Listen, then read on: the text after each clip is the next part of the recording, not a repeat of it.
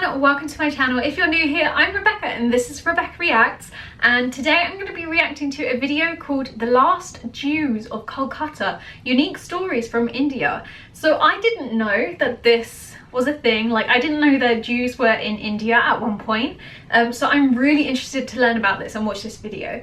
So yeah, if you are new, don't forget to hit that subscribe button and that notification bell so you know when I next upload. And if you have any other videos that you want me to react to, put the links to them in the comments below and I will eventually get round to it. I have a lot in my list, but please bear with me. I am trying to get through as many as possible. But let's watch this video today. It might not be London as some claim, but the architecture of Kolkata is a big part of its charm. And not many know that some of Kolkata's major landmarks were built not by the British, but by Jews. I didn't know that. The Jewish community in Calcutta still owns 3 synagogues, 3 schools, and the cemetery in Narkindanga. Jews go anywhere for trade.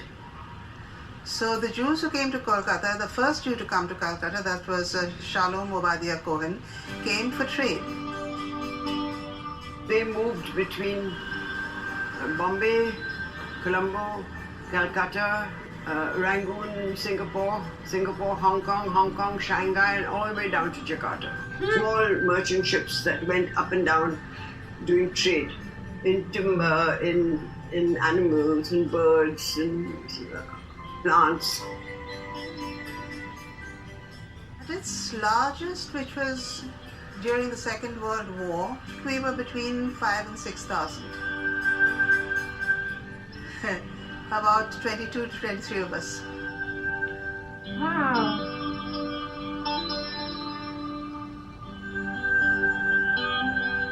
Immediately after the Second World War, there were 3 things that happened. One was that places, colonies like Australia and Canada opened their doors to immigration. Then you had Indian independence. And the year after that, you had the establishment of the State of Israel. Business people and landowners and things like that were afraid that their properties, their businesses might be nationalized and they might not get satisfactory compensation for that. They sold out and left. Some of them gave up very good jobs here to go and live in basically in tents in Israel in the early years. Oh wow. Jews at this time lived in the area that is bounded by the synagogues, the masjid, Go barracks, and the police station. There was China Para, the Jewish area, Parsis and Armenians. This was what the British call the grey area. The black area was Indian, white was European, and the middle people were grey. Came to a point when one Jewish girl was nearly baptized. You forget that this British time of proselytizing was big.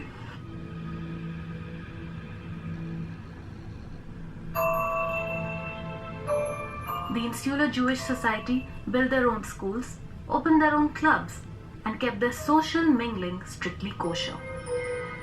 And in the 1940s, when the country burned, they were left untouched. In 1946, I went to New Delhi. That was like today going to the moon. For a girl, a Jewish girl, what do you want to go to Delhi of all places? So far away, 1,000 miles away. Took me 2.5 days to get to Delhi. I saw everything. I saw the bloodshed, I saw the partition, I saw the famine of Bengal, and for me it was very impressionable. It was impressionable age. I saw Great Calcutta killing here when Gandhiji came to try to stop it. It was something. I'll never forget this scene. There was a pregnant woman, heavily pregnant, and she was on the road and there was a mob around her and the man had a knife to her stomach. And he was just about to kill her. I ran out and I tried to save her, me and my brother.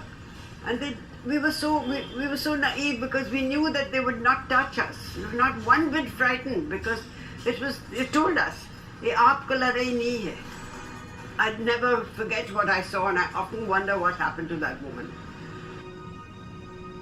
Afla Silliman lives with her daughter Yale in a house that's almost like a museum of Jewish artifacts. Given the state of their numbers, Yale decided to create a digital archive of the Jews of Kolkata. Calcutta is in my blood. So when I retired prematurely, I made a direct beeline to get back to Calcutta and love being here. Yale Silliman is a fourth-generation Calcuttan Jew who, unlike her peers, decided to come back. But for the rest, Kolkata was just another stopover on their journey. So what happens to the Jewish heritage after them? We have just set up, about 6 months ago, a controlling trust, which will be like a holding company for all our institutions. And I was in the States a month ago trying to find possibly an organization there that might be interested in supervising what goes on in Calcutta. So we are also looking towards the communities that still exist in Singapore and Hong Kong, which are much closer to us. We're also looking towards them to see whether they might be interested in and capable of supervising what would be happening here. And that's the tragic truth. The last remnants of Jews on Calcutta's soil will be looked after by those sitting in foreign lands.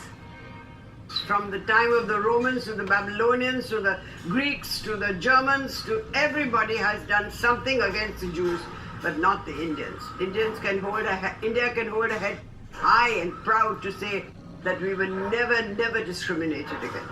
And not only that, Jews have had big positions. General Jacob became the governor of 2 states. General Jacob was the army general. He was a Jew.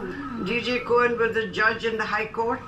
One thing that living in India gives you is a strong sense of possibly fatalism. The Bengali has an expression for it, Je kopale lekha ache sei hobe.